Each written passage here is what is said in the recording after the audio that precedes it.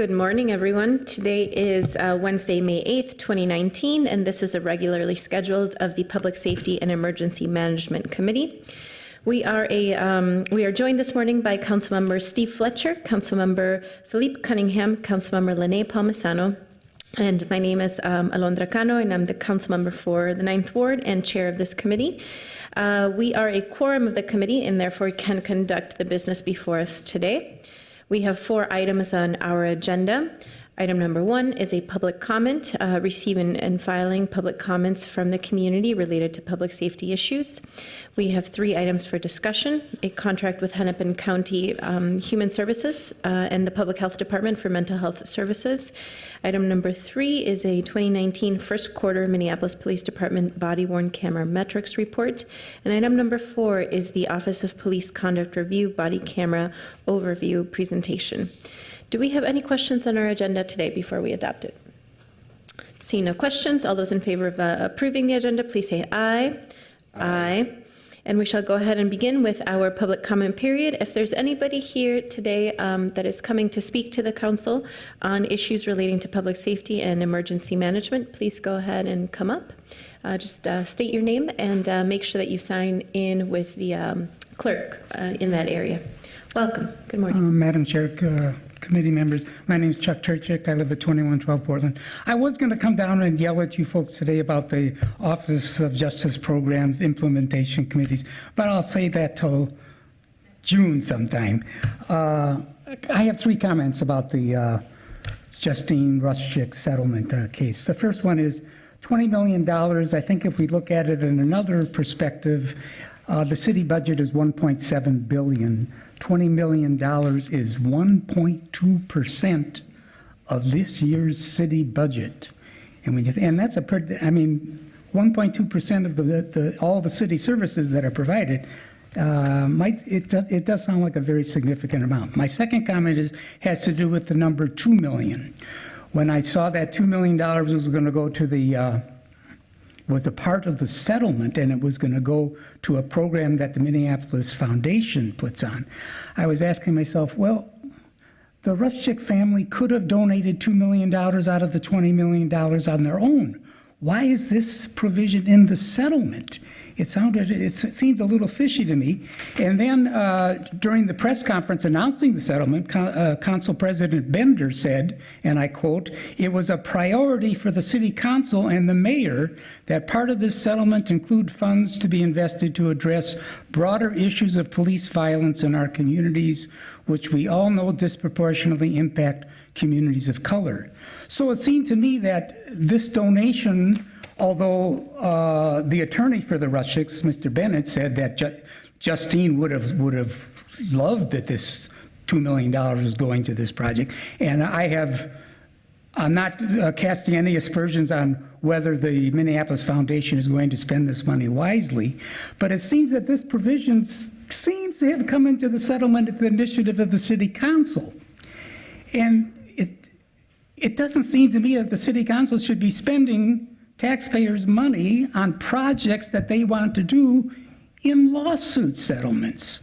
A $2 donation if the city wanted to give a $2 donation to this project, that should have gone through the regular process so people could have had input into it, which we don't have input on lawsuit settlement negotiations. I'm not saying that it's not worthwhile to have spent that money, but I think it doesn't smell all that good. And then when you realize that the president and CEO of the Minneapolis Foundation happens to be a former mayor of the city, R.T. Ryback, then it even gets a little fishier. I'm wondering, did the Minneapolis Foundation contact anyone on the city council saying, hey, if you're going to make a settlement with the Ruszczyk family, maybe we can get in on some of that money? So this smells a little fishy. I think it's a $2 million for some pet project should have gone through the normal process. It shouldn't have been part of a lawsuit settlement.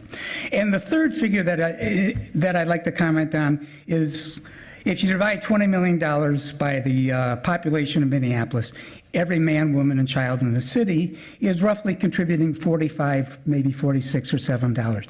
So I'd like to give my 2 cents worth on what I would like to see come out of this for the $45 that I'm contributing to this settlement. And I think you've started it. You had at Councilmember Palmisano's initiative, there was a first listening session yesterday, and she said it's going to be the first of many. But what I would like to see is a list of questions developed by the council. It can be taken from those listening sessions, it can be taken from the civil complaint, it can be taken from the trial, as to what lessons should be learned from this case. NPR had a piece on their website of 6 things, 6 unanswered questions. And I think what this whole listening session thing should focus on is what lessons can be learned. And it should be in some definitive document. It should be compiled. I don't know if it's the police chief that should compile it, if the mayor should compile it, if some citizen staff body should put this together, but there ought to be some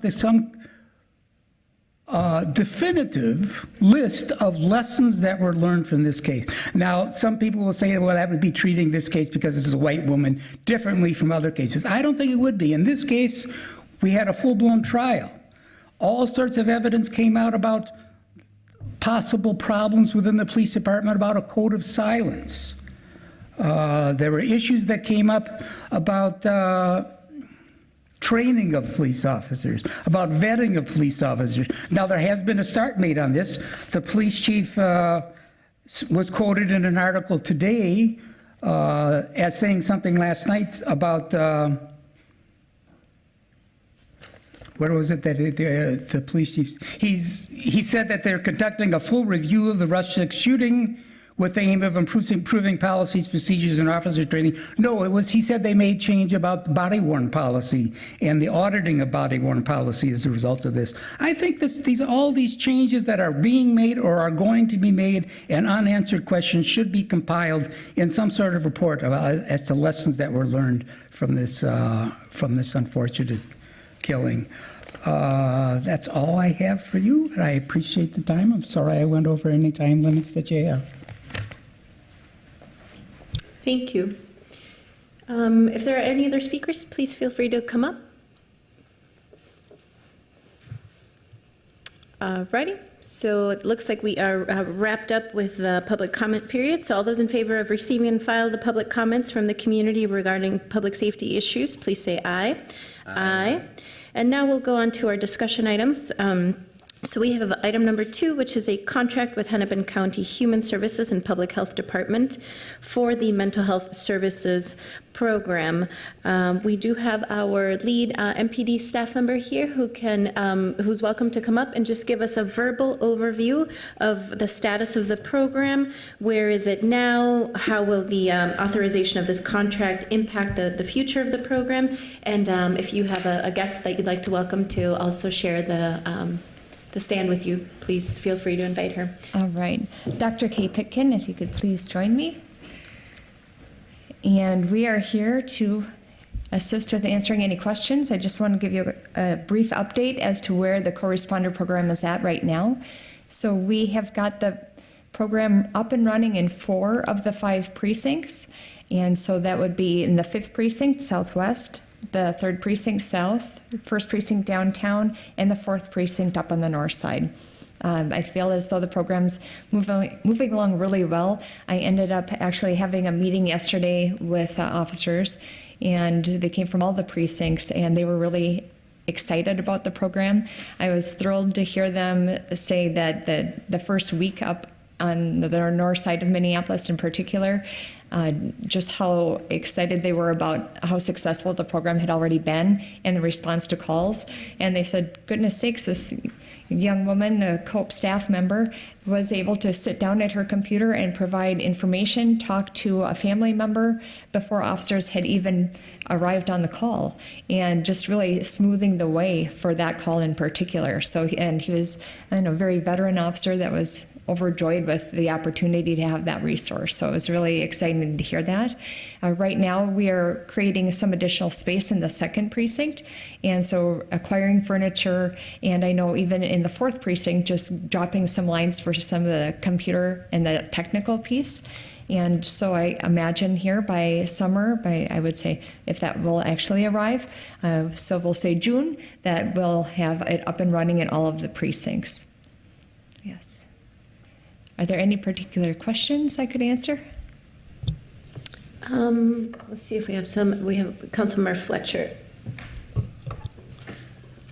Thank you, Chair Cano. And thank you for moving this forward. I think your work on this has been really, really important. And I'll just say, even in the downtown safety meeting yesterday, Inspector Frizzell was talking about this as a real game changer in a lot of the downtown safety work. The addition in the first precinct has really made a difference. And it's been so successful that they're already asking about night shift. Addition. So I guess that's one of my questions is what are you seeing in terms of demand? I know we've got daytime hours. Is that something that we should be looking at in the future as we sort of project long-term budgets? As we're seeing the success of this program, would it be helpful to have night staffing? Would we want night staffing in all 5 precincts, or maybe is the demand lighter and we could just base somebody centrally for citywide coverage at night? Have you guys started to think about what 24/7 corresponder coverage would look like? Certainly. So if we wanted 24/7 coverage, that would definitely be a big ask of our partners with COPE. They certainly would have to do additional hiring, as would MPD, in order to make that happen. Would it be useful? It would be a fantastic resource. Again, during the daytime hours, there's a general availability of clinics and hospital staff that might see outpatients in a different way than in the overnight hours. So overnight would be nice to have this resource in particular. It is something that I've given consideration to, because I know that we do continue to see a significant number of calls, 911 calls, for folks experiencing a mental health crisis. Into, I would say, well into the 9 p.m. time frame. And so I would like to see it expanded so that we would have that coverage. Overnights, certainly these calls come in all the time, but I would say the bulk of the calls occur between 11 a.m. and 9 p.m. And it would definitely be very useful to have some additional staff for that. I wouldn't certainly want it for just one precinct. I would expect that to be available to all the precincts. And so it'd be something we'd have to do a deeper dive in, but it would be an exciting opportunity. Even the opportunity to have some shift overlap between the busiest hours of the day, which really citywide for all of our calls tends to be late afternoon to early evening. So it would be nice to have some additional staff. I'll never turn that away. There's certainly calls that would necessitate their availability. I don't know if Dr. Pitkin, do you have more? Yeah, we're definitely interested in having that conversation. Councilmember Cunningham. Thank you, Madam Chair. I don't really have a question at this time. I just wanted to say thank you so much for all the work that you've done. I'm really excited to hear the excitement at the 4th Precinct and how it's already rolled out in a really productive way. That was what I was really hoping to see for the north side. So thank you so much for your leadership on this and for helping bring it to life. Councilmember Fletcher. Thank you. I realized there was one other thing I had intended to say, which really is just to acknowledge the importance of this collaboration and to really appreciate the county's role in stepping up to this. I think that there are things that the county is especially good at and things that the city is especially good at, and this is one of those places where we've really managed to marry our strengths in a really compelling way. And for all of us as taxpayers, we pay one property tax bill that goes to the county and the city, and we just expect everybody to coordinate and work together, and sometimes that happens better than others, and this is a really great success story. And I think collaboration is one of the things that really has been driving a lot of the success stories that we're telling about MPD, has been the opportunities for collaboration and partnership. And so thank you for being here. And let's continue this work. Did you want to share any thoughts now that the program has been sort of, running for a minute, and would love to hear some of your perspectives or insights? Yes, this has been a lifelong dream, I think, for us as long as the program has been in existence, to be able to partner with police and be able to go out based on a quick turnaround situation if we can do that, because, so many of our community members are not able to leave their homes because of their illness, they're in crisis, their family members want support. So it's just really taken us to the next level in terms of how we've been able to reach the public. So I just can't express enough about my appreciation of our opportunity to be able to collaborate and possibly continue that collaboration even further. Oh, also, I should say that the staff have been thrilled about doing the work. They have really been excited to learn more about what's going on in the community and how they can learn from police and police can learn from them, and they can have a shared space that really works for the public. Thank you. Councilmember Cunningham. So actually, I do have questions, but I wasn't sure if there was a presentation or not, so I didn't want to take up time before that. But so I actually have two questions. The first is, so I know that the current structure is that each precinct has its own setup. Is there a potential for the structure to be centralized so that it could be 24 hours and deployed as needed, or is the current structure able to meet the needs within the work hours? Because I just kind of was curious, like if we were to have a more centralized model that was deployed throughout the city as needed, that perhaps then we would be able to make that 24 hours. Sure. I think part of what makes this such a success is that the teams are actually embedded within the precincts, actually having office space in the precincts, so they're having a lot of sidebar conversations with officers, helping to really problem solve with them, looking into things a little bit more in depth based on those side conversations that they're having at the water cooler, so to speak. I think that really is helping to build those relationships. If they were centrally located, we would lose those opportunities, and I'm afraid they wouldn't have nearly the collaboration that they do now. I feel as though they're right now, able to respond to the calls in a timely manner. They don't go with lights and sirens to calls.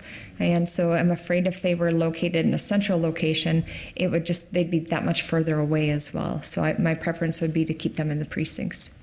Great, thank you for that feedback. My second question is around the funding piece of it. I think that I really love the fact that we have a partnership between MPD and the county. I think that where I get a little bit hung up is that we're essentially paying the county for services that are provided. And so what kind of long-term funding can we really look at? This might be a bigger question, but I'm just curious to get some feedback on, is it that the county needs a larger budget in COPE for it to be so that the city isn't contracting and paying for those services? Is that question making sense? Okay. So I just would like to be able to hear that feedback so that we can think sustainably about how do we fund expansion, currently what we have, and then expanding it. Mm-hmm. And there are some discussions going on at a statewide level because a number of different jurisdictions have started something similar to this, and especially when we're having the mental health piece so embedded as we do in this service, we want to find a way for there to be insurance funding and so on for this kind of intervention, because it's really no different than the other interventions that we do that have a funding source. So those conversations are underway right now, and we've been presenting data now. Tomorrow I'm going to be talking to someone about our various models and how to best go after state funding, because I really do think that it helps the state incredibly to be able to support its citizens, and there should also be some state contribution to these efforts, not just local jurisdictions taking them on themselves. Thank you, and I will put myself as available to be able to have conversations with other elected officials as necessary. I'm sure that there are other colleagues of mine who would also be available to help advocate for that funding. Much as you said, having local jurisdictions trying to take on the financial burden is just challenging. And so more than happy to do what I can to help secure that funding. Thank you. Well, I'm not seeing any more questions, and I thank you both very much for being available for this verbal update. We can certainly work on a more a specific update with numbers and the such at a later time, but given the events of the last couple of weeks, we felt it was important to have a conversation about this particular program and the authorization of the contract. Thank you for your due diligence and rolling it out, and for the partnership. We need more partnerships, and I think this work needs more attention as well. So thank you both for being here. And so with no further questions here before us, all those in favor of authorizing a contract with Hennepin County Human Services and the Public Health Department for mental health services with the police mental health corresponder teams in the amount of $330,000 for a duration of 2 years from January 1st, 2019 through December 31st, 2021. Please say aye. Aye. And that item moves forward. The next discussion item is item number 3 in the agenda.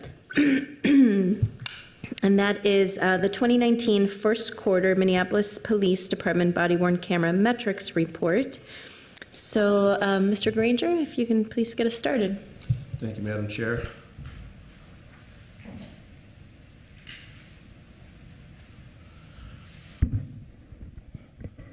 All right. Good morning, committee members. Okay. The agenda for this presentation will start off with some recorded video statistics, then move to some activation statistics, and then I'll talk a little bit about our audit activity for quarter 1, and then finish up at the end with our next steps. For quarter 1, in January, we recorded a little over 47,000 videos. In February, a little over 43,000. And in December, a little over 52,000 videos total. In quarter 1, approximately 40 additional body-worn cameras were issued to officers working in investigative capacities, bringing the total number of assigned cameras to 687. And these are those same statistics broken down by precinct. Nothing remarkable in these numbers here. The next set of slides represent a comparison by percentage of the overall or specific CAD events that required activation of a BWC and the individual officers who were equipped with the BWC and responded or self-assigned to the call. The percentage does not include events where an officer was canceled off the event before arriving, and these percentages are by month. Before we get into that, though, I want to talk a little bit about our new group of officers who received cameras. Officers working in investigative capacities who were assigned BWCs in quarter 1, it was approximately 40, are not included in the data contained in the following slides. These officers work in plainclothes and have different BWC policy requirements for usage compared to uniformed officers working in patrol.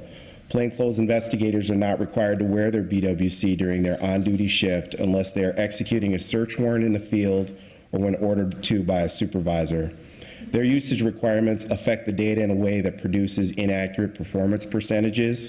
For example, when the investigative response car responds to a robbery call, they are assigned to the incident in CAD, but because they are not required to wear their BWC, no video is recorded, and the data counts this as an incident that should have had video, or in other words, a false negative, which affects the performance percentages of the individual and the department.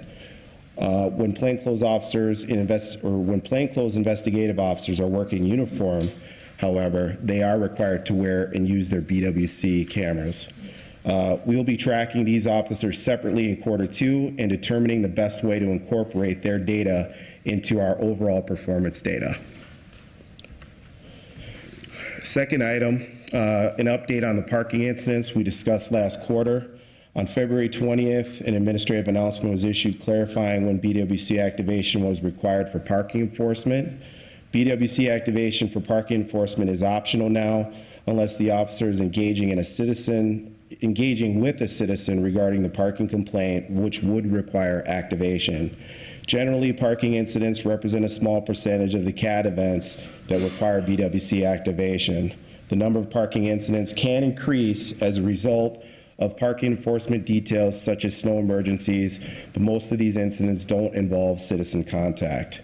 As a result of the policy change, parking incidents will no longer be included in BWC activation statistics unless a manual review of these incidents is needed.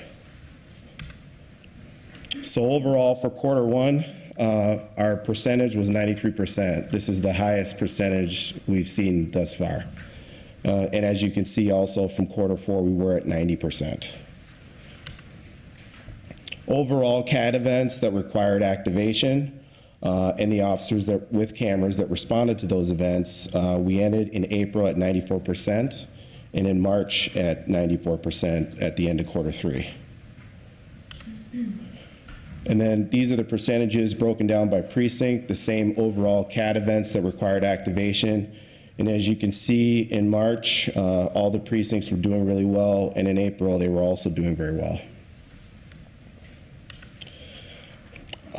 These are statistics specifically for traffic stops. At the end of the quarter in March, we were at 95%, and in April we were at 96%. For suspicious person calls, in March at 94% and at April at 92%. For unknown trouble calls, in March we're at 96%, in April we're at 95%. Some of the activity that we engaged in quarter one was we spent time catching up. So we had done activation audits in both quarter three and quarter four. We had also started doing case number and category audits as well. So there was a lot of review. Built into our process is rigorous follow-up. If we issue audits and ask for action in the precincts, we make sure that the audits are complete and that the documentation is correct. So the auditors spent a lot of time this quarter doing that. And then also during the quarter, we noticed from some of the feedback we were getting from the supervisors in some of the activation audits that videos were actually in the system, they just weren't labeled. And if they're not labeled, then the matching that needs to occur in our dashboards doesn't happen. So it looks like there isn't video, but when you go into Axon, the videos are there. So we spent time conducting audits for case number and category issues. We did 2 rounds of those audits. The first was roughly for the first half of events that occurred in quarter one. And then we did another round, seeing that we still had an issue with this for roughly the second quarter data for events.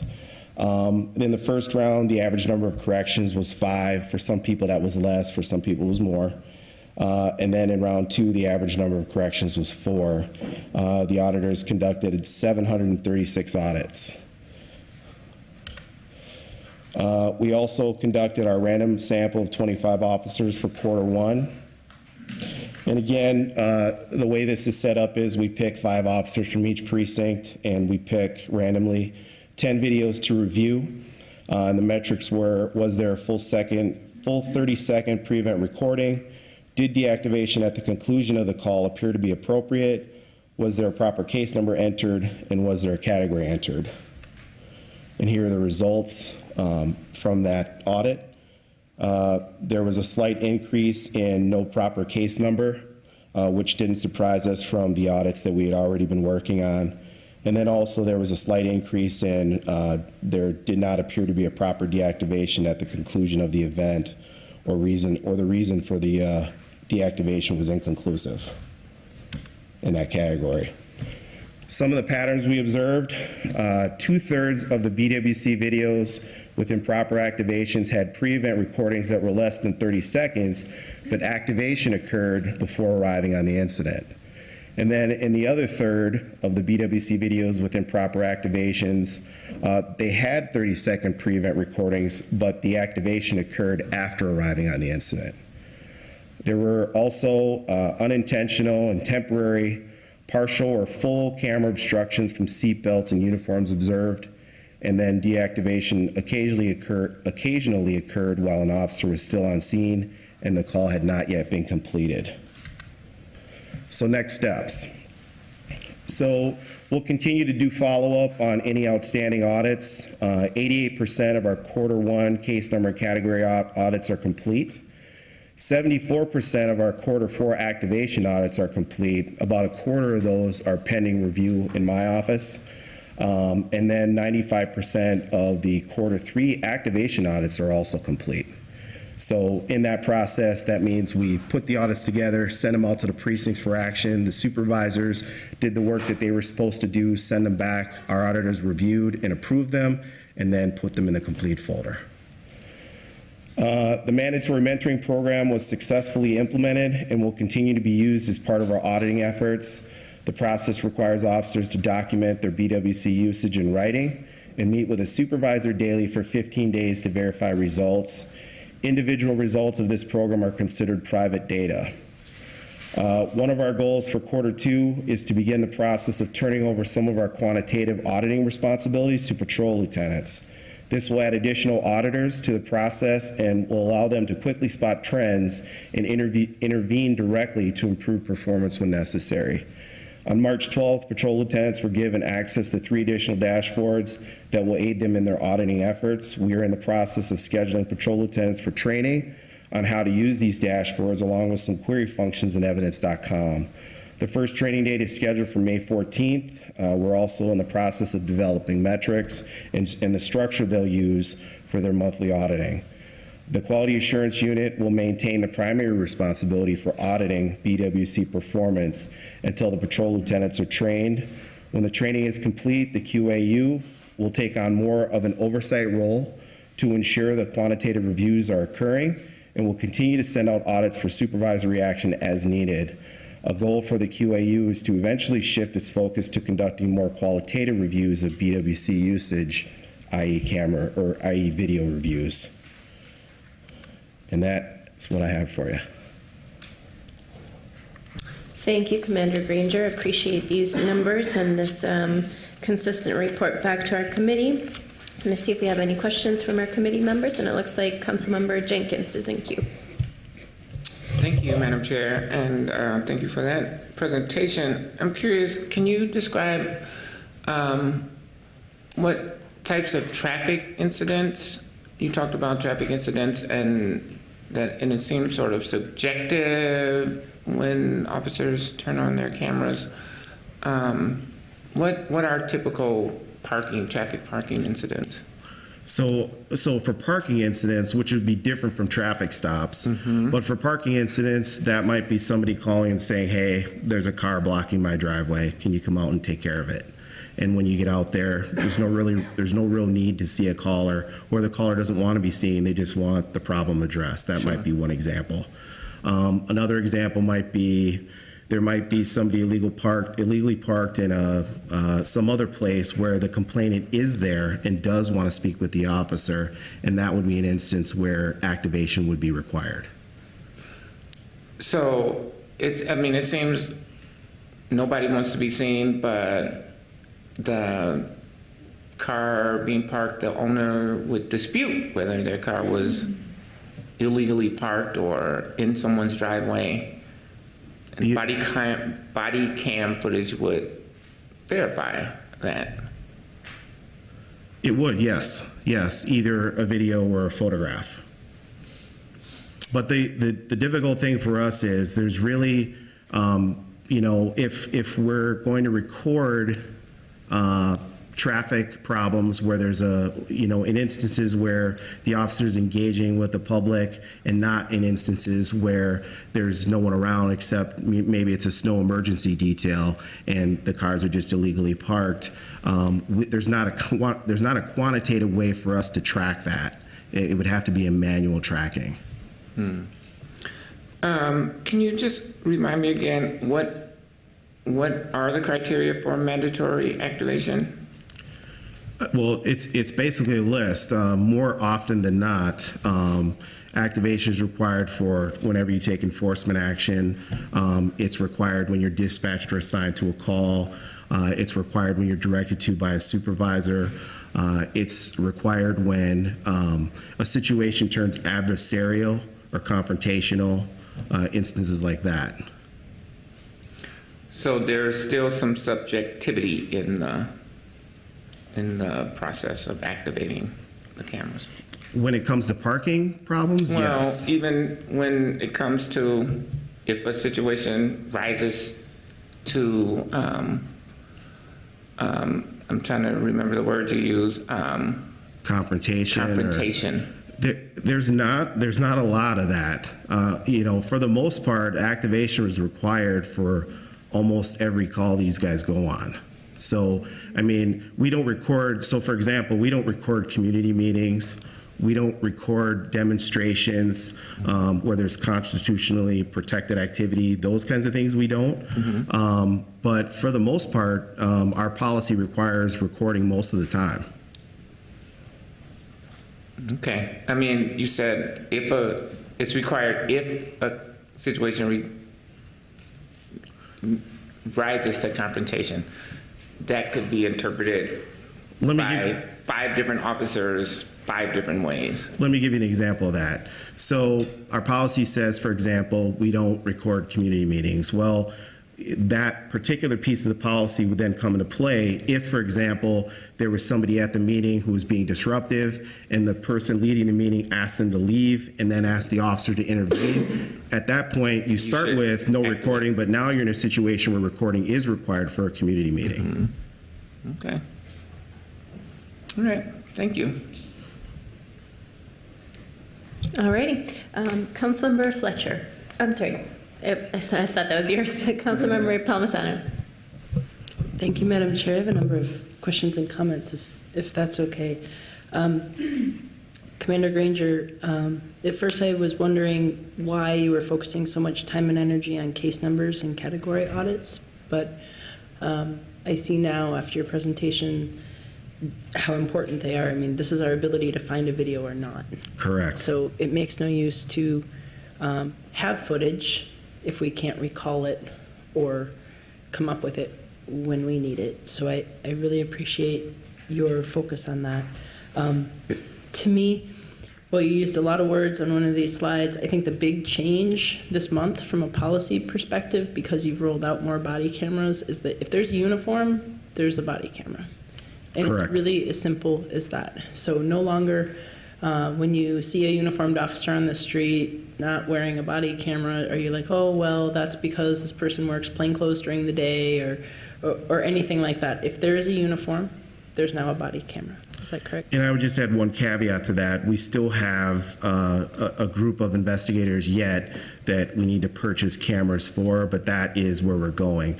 So the rules are right now, yes, if you're wearing a uniform, yes, you should be wearing a body camera if you're assigned one. And then there's something on slide 4. Question, or a question to my colleague, or an open question about slide 4 is, I want to point out that this is how most body-worn camera programs in the country measure body camera programs. And I kind of wonder, why are we still reporting things this way? I think the nice thing about it is it does show the volume of different files that we're needing to become a library for. But I think it's nice to see how much deeper we're going, that to me this is your least meaningful slide. And I think that's important. I left space last time in the last quarterly metrics report that some of the changes that you were implementing, such as the mandatory mentoring program, meant that our numbers would probably go down. And it would be because we were focusing on the officers that were routinely having problems with the habit, with the practice of wearing their body-worn cameras and being in compliance. I felt strongly that our numbers would probably go down this quarter, and wanted to make sure that we left space for that. We're doing the right things. We're not here to manage an ever-improving system by numbers. We're here to make a program that works, and they didn't. You said the average of this is 93%. I think that last night in the forum, I used the 94% figure. The last 3 months, including April, does show 94%. But I get that the average here for first quarter is 93. Some of that is partially about parking incidents, as you explained. I wonder if that's mostly behavioral. And I wanted to point out something that you had shared with me when I asked you really what is it about this program where we've been able to have success in it since we've started this in late 2017. And I want to share with my colleagues how you answered that. You said one is policy, and that really is. We have a much clearer policy than we had in this program less than 2 years ago. One is precinct leadership. You know, you're layering, you're driving accountability and layering different levels of auditing and making it their immediate supervisor's responsibility to write down the reasons for whether or not that immediate manager thought that the policy was adhered to or not seems to be making a difference. But also, what's the value of auditing? What's the value of continuing to audit? The things that we talked about was awareness. Education is being really important. Now I understand in something non-controversial like a parking incident, you know, why I might have on or might not have on my body-worn camera, and about these layers of accountability. So I'm really eager about your last slide on next steps, about one of your goals for Q2, about moving some of these auditing responsibilities, pushing them down into the precincts to patrol lieutenants. The lieutenants are now in the fold, so to speak. And Yes, ma'am. I like the way the accountability and the layering of this program is working, and I just wanted to say that. Thanks. Thank you. Thank you. Thank you for that. I do have two questions, Commander Granger, and I wonder if you could please help me kind of think through this. So as Councilmember Palmisano brought our focus back to slide 4, you know, I did pay attention more specifically to what's happening in the 3rd precinct. That's the precinct that's in my ward, as well as the largest geographic precinct in the city. And naturally, you know, when I look at these numbers, you know, I look at the March sort of line and think about like the 9,000 videos that were recorded compared to the 11,000 recorded in precinct 4, and then I start wondering, well, what's going on that we're not getting more videos recorded?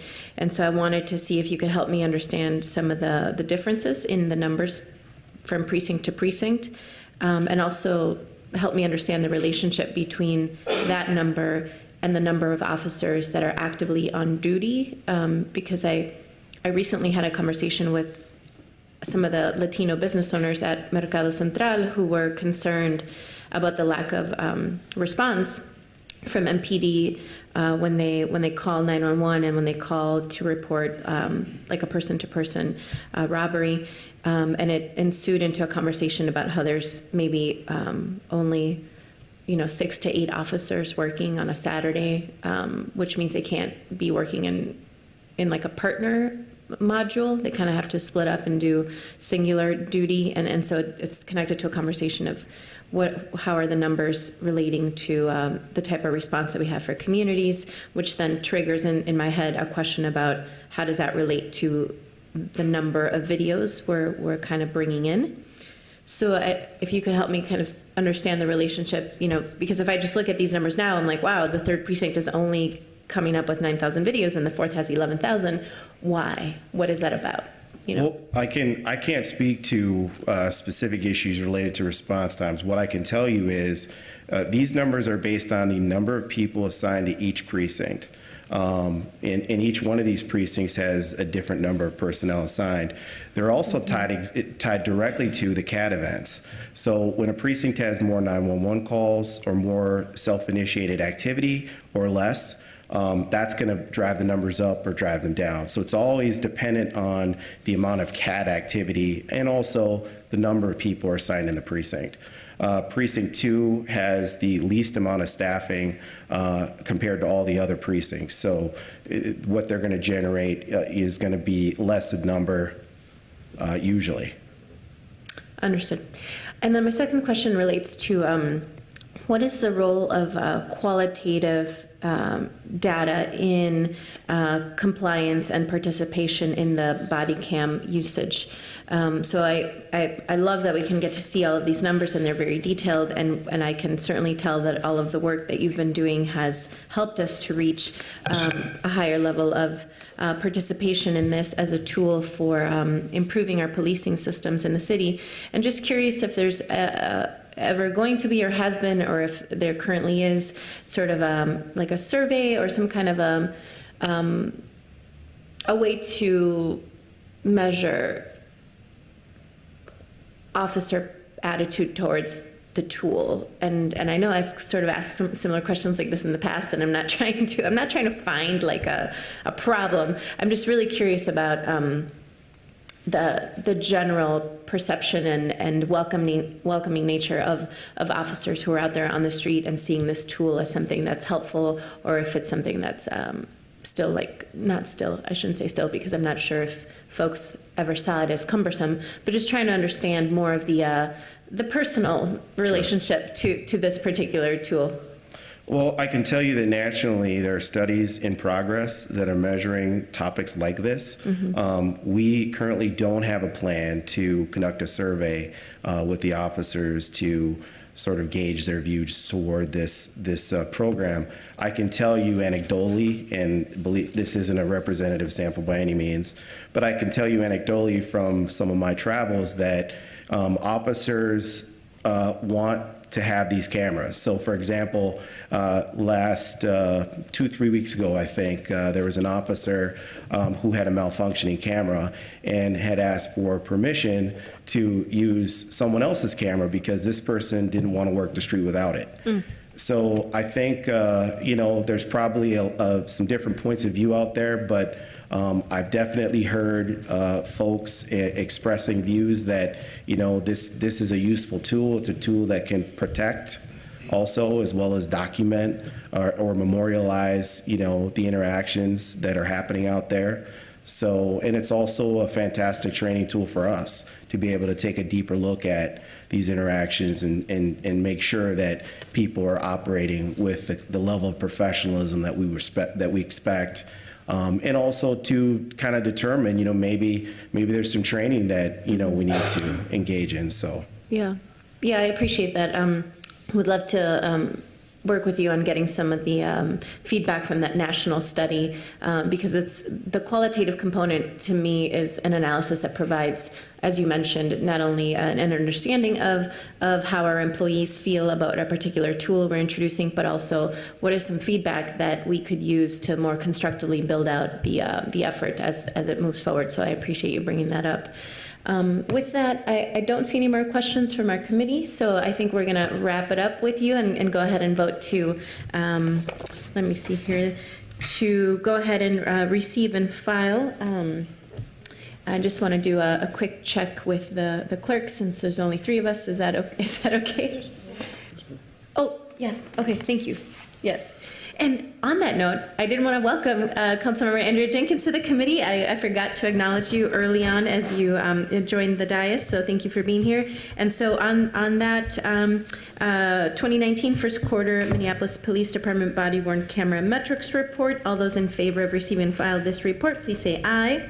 Aye. And that item moves forward. Our last item here today is a presentation by the Office of Police Conduct Review on body camera overview, and this is related to a request from some council members to better understand what is the process and procedure that are that other functions in our enterprise have in relationship to the body cam video footage that we are collecting and intaking at high volumes every day here, as we just saw, and to understand more about the proactive measures that there might be in place to identify some potential challenges without having to wait for a specific resident or person to go through the probably difficult process of reporting some police misconduct or some traumatic experiences.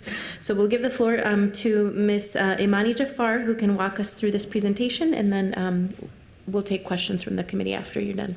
Chair Cano, Vice Chair Fletcher, Vice President Jenkins, and Councilmember Palmisano. Thank you so much for the invitation to come talk to you about this very important issue. My name is Imani Jafar. I'm the Director of the Office of Police Conduct Review, and today I'm going to give you an overview of how we use body camera. And I'm going to start at the beginning. We're going to talk about how things kind of organically grow out of complaint processing, because although there are a lot of things that are handled that are completely separate from what's actually alleged in a complaint, it really does grow out of the complaint processing system. And so first, I thought I'd start with, how do we actually view body camera? Well, there are several members of our staff that view body camera, and I'll start with the body camera analyst. So when a complaint comes in, usually the first thing that's done is the body camera analyst is going to look and try and find the body camera related to whatever that incident is. And I'm going to talk more even about the time involved, and just to give you a more comprehensive picture of what we're actually doing with body camera. So that then, after it's tagged, reviewed, is sent to our intake investigators, which now we have 2 on staff.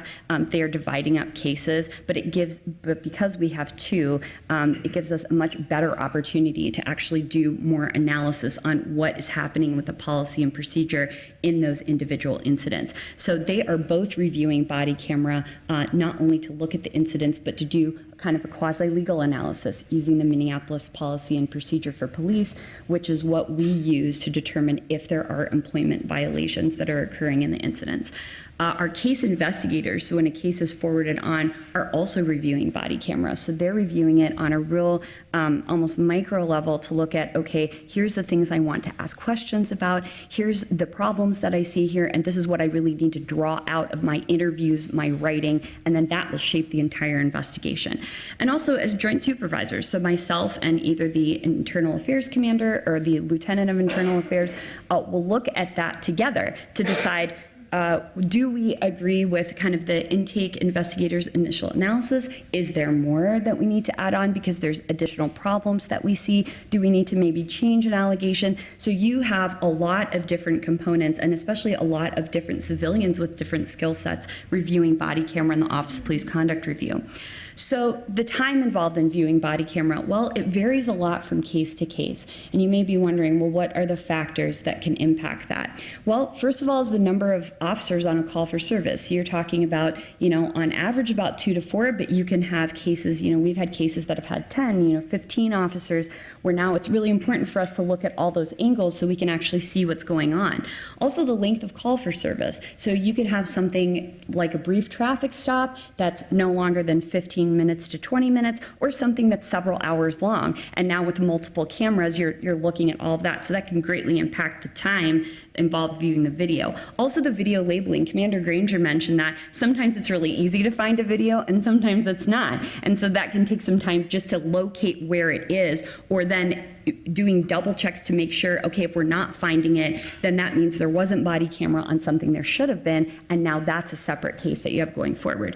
And then just the complainant's recollection, that varies from person to person. Some people know, this thing happened to me at 7:45 at night on this street. And other people come and say, it was in this neighborhood sometime in the evening.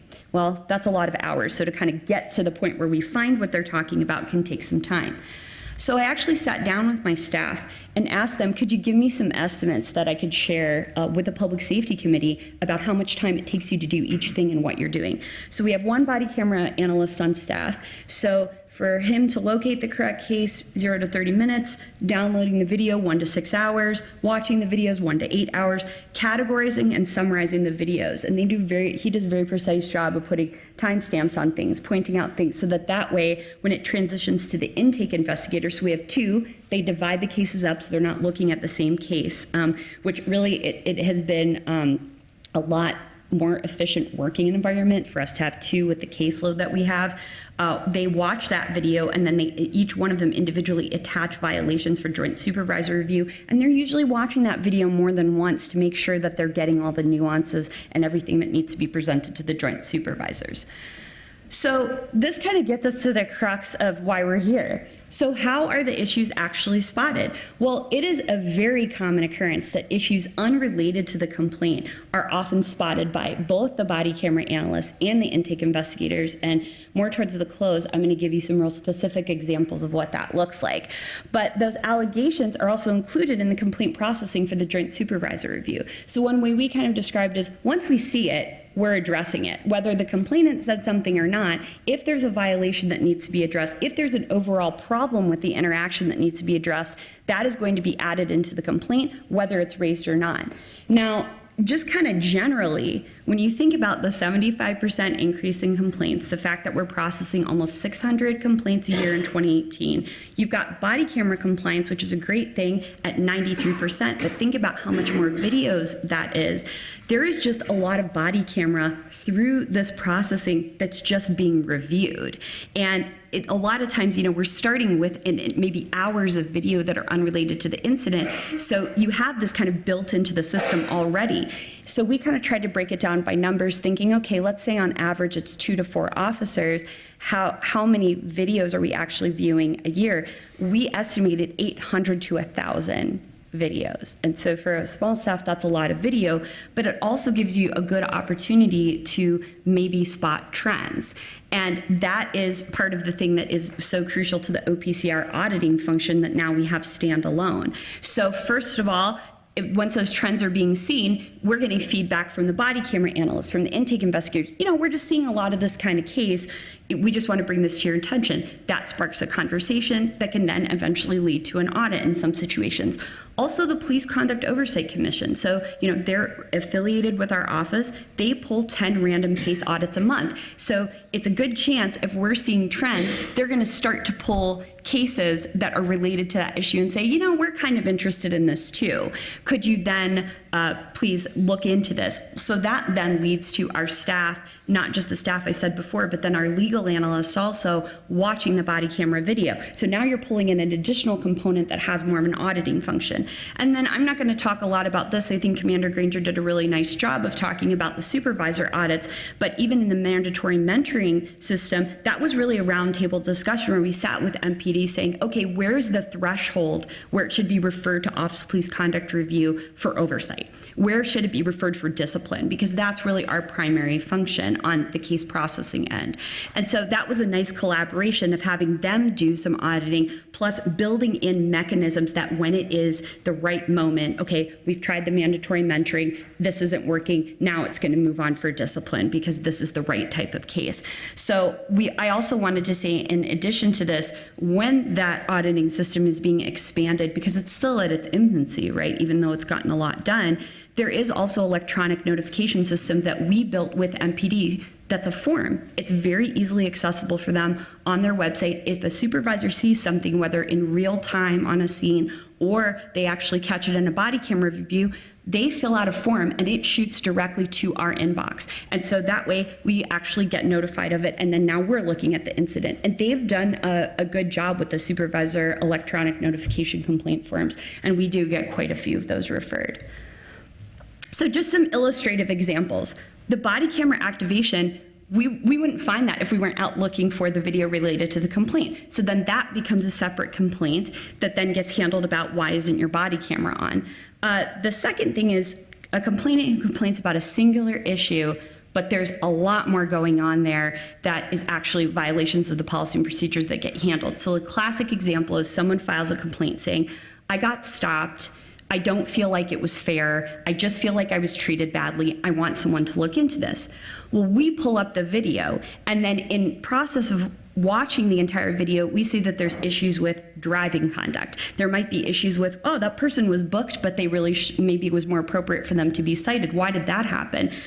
Search. Maybe they illegally searched a vehicle, right? And so now we see that, but the person didn't know that. But now that we've seen it, it becomes part of that process. And if you see enough in a month or 2 months that are all involving transport issues, now we're talking about, do we need to do an audit? Do we need to talk to MPD administration? And sometimes things get resolved just on that issue where our staff participates in the policy writing on the issues that we're finding. So I think it's a really nice mechanism that has a lot of different arms on ways to fix the policy that will impact how policing is done better in the community.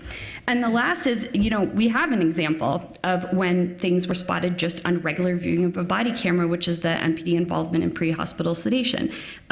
That was just regular viewing. I anticipate in the future that there will be trends that are viewed that are going to be kicked into an audit. And ultimately the goal, right, is to get better practices and procedures to improve policing for the community that civilians are helping to bring forward. So that's all I have. Just in close, I think body cameras are just an essential tool to both our investigations and our auditing function. As civilian oversight, our job is to really look at their practices, make sure that we are forwarding the cases on, that they're in a complete manner, that they're not just getting police review on the cases, which is happening, but also on the auditing end, that you're putting recommendations together that are coming from an outside viewpoint that will help you because you have trained civilians from all different backgrounds who are looking at this work. Thank you for that. And let me see if we have questions or comments. Councilmember Fletcher. Thank you, Chair Cano, and thanks for this presentation. I think at one level, the body camera policy and implementation is a real success story in that we've taken something that I think seemed like an almost impossible set of like behaviors and logistics and everything to manage to something that's just being widely implemented and commonly used. But then I think the question is sort of recognizing that this is a way to get at improvements in the department rather than just to get body cameras used for the sake of making stats, right? So very important to actually figure out how we're qualitatively using this and how we're actually moving things forward. So I guess I'm a little bit curious to hear sort of how is it actually playing out in when you're getting complaints. How often is body camera footage exonerating officers when a complaint is made? How often is body camera footage identifying problems that end up in follow-up and discipline? What's the sort of balance of how it's actually getting used? I think Chair Cano, Councilmember Fletcher, that's a really good question, and I think you've got it on both ends. So I think I'll start with the improvement end where it's kind of exonerating things. I started this job before body camera. So and that transition, my career in criminal defense before this was also without body camera. It is a very big difference to look at criminal justice problems when you're fighting about whether something happened. Instead, taking the viewpoint, now I can see in real time what actually happened.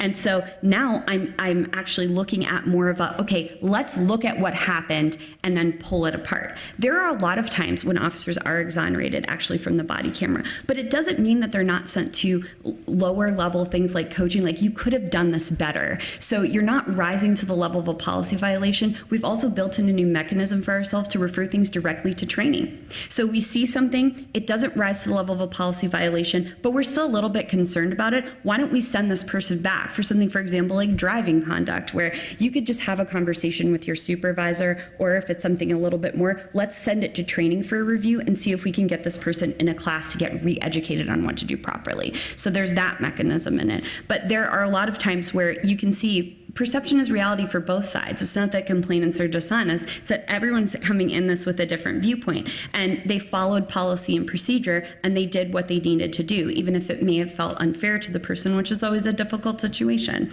And so on the other end, when it comes to discipline, I think it's a lot easier to forward on cases both to our review panel, which is a mix of sworn lieutenants and then community members who are appointed by the city council and the mayor, to look at those cases and actually determine what happened. You get really different recommendations and analysis because they can actually see what's happening. And so even cases where we're concerned about, we can flag that body camera issue then for the police administration to say, take a look at this. This isn't the first time we've seen this. You may need to think about a policy change, et cetera. And so we have a lot of those conversations, because that doesn't drill down into our numbers that we usually report in the annual report. It is still a really nice success story, I think, of an Office of Police Conduct Review is this, that we can have this open dialogue saying, I'm seeing the problems. Here's 3 cases with body camera that show that problem. Now let's make a change. And some of those administrative announcements and policy changes have come directly out of those conversations. Thanks. And how much, when you do sort of random